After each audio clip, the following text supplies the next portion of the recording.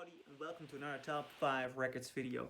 I really enjoy this series in regards to the 60s, because the 60s, they just keep changing and developing, and in all these genres there is so much interesting going on. There are so many beautiful titles I'm leaving out that I might even decide to do double videos for some years, to just give another top 5, an alternative top 5, a bonus top 5, whatever, because I'm missing out on so many beautiful records. I just but for today, I'm gonna stick to a top 5, and today the top 5 of 1965. And this list, I'm gonna kick off this list with a beautiful, beautiful album. The legendary Son House, father of folk blues, and this is quite the recording. I mean, I've been talking about some blues albums in these videos, and most of them were Chicago blues albums. Willie Dixon, Howlin' Wolf, Muddy Waters. Those are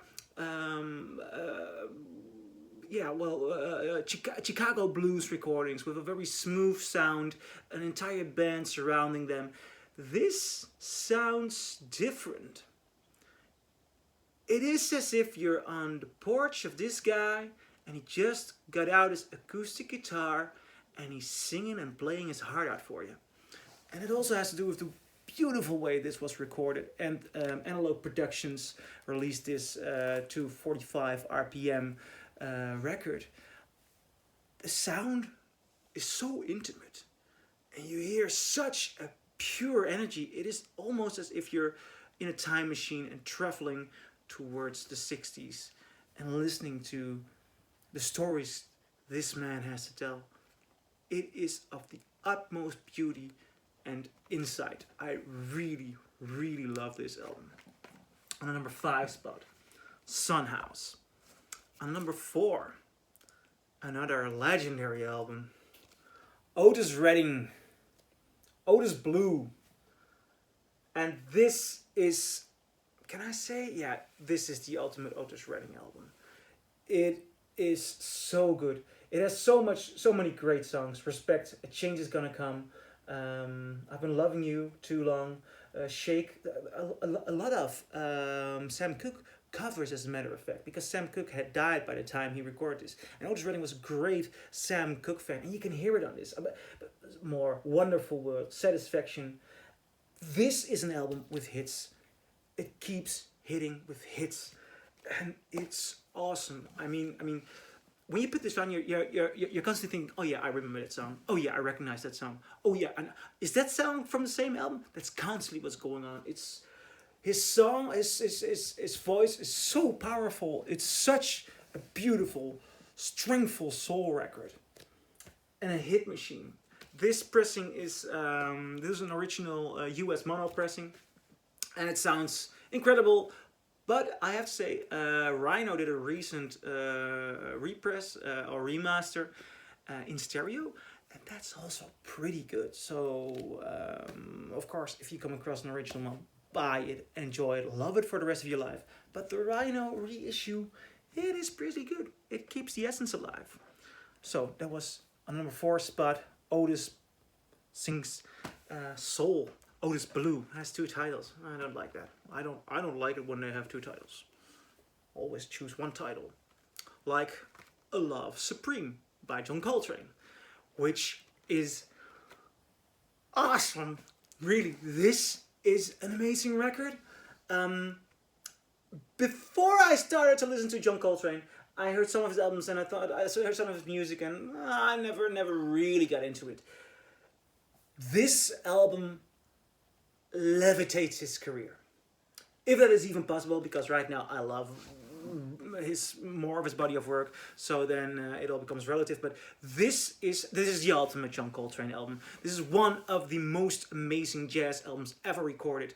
I mean, the melodies and its sheer some people say that this is a religious album because of a certain flow, a certain energy, a certain state, a certain meditative state that John Coltrane was in. Well, I'm not a religious person, I'm not a very meditative person. Nevertheless, you completely feel the vibes that are going on, and they are put in this record, and they are put in the saxophone in an absolute incredible manner. It is just unlike any other. There are lines that once you hear them, you will never forget. And this pressing, it's acoustic sound series pressing by Ryan Smith, done by Ryan Smith, by Analog Productions. It's so amazing.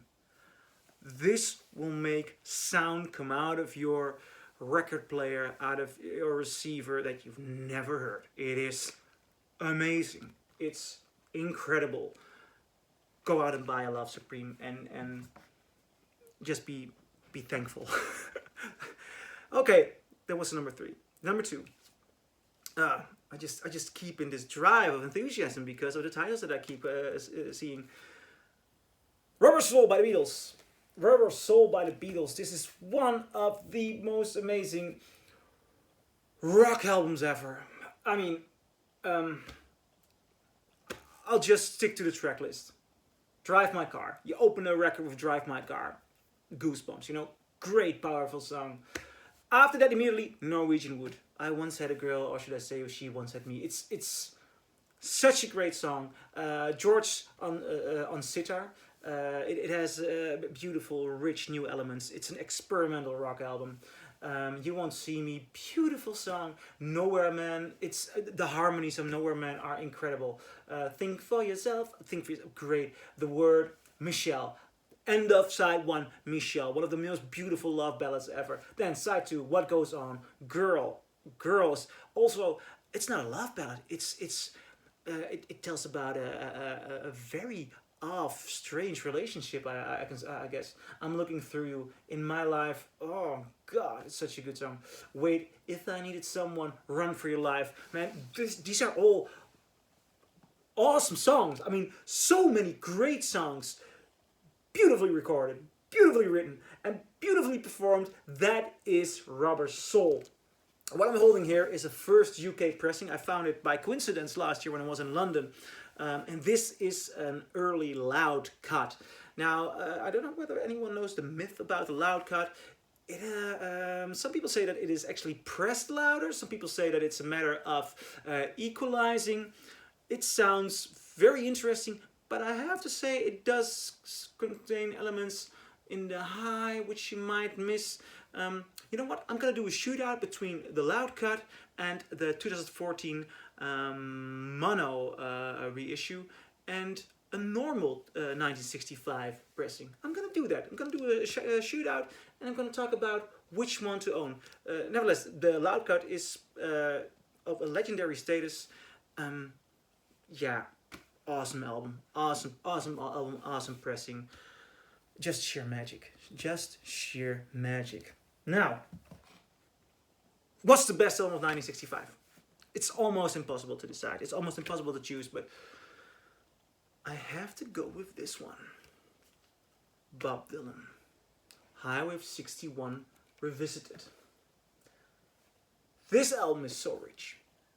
It has so much on there. It has so many great songs. This album actually kicks off with Like a Rolling Stone. Need I say more? Yeah, I'm gonna say more. Because it also has Ballad of a Thin Man, which I think might even be my favorite Bob Dylan song ever. Desolation Row. Tombstone Blues. It's amazing. It's an amazing album because in a certain way Bob Dylan went out not to make a folk record but a rock record, a rhythm and blues record. It is completely unique. Just as the Beatles went on and developed themselves, Bob Dylan did, and I love the Beatles songs, but Bob Dylan is a true poet, and on this moment in his career, he also did bizarre things with music. I'm not going to compare the two of them because I think it's just bullshit to compare music at all, especially when we're talking about a period in time which is so rich, and it's a beautiful album. All of these albums are beautiful. That is my list, and I'm very curious what you guys think of it. And please leave a comment below and see you in the next video.